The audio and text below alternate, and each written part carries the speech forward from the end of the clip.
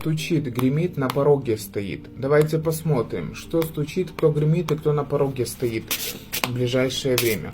Ставьте лайк, делитесь видео, чтобы этот расклад работал на вас. На личный расклад обращайтесь в WhatsApp, Viber, ссылка есть в шапке профиля на мои контакты. Стучит.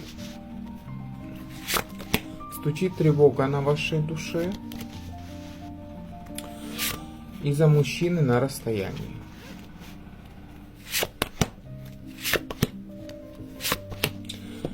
Вы в ожидании его проявления, вы в ожидании поступков от него и каких-то действий, какого-то внимания. Но человек, возможно, сейчас молчит. Что гремит?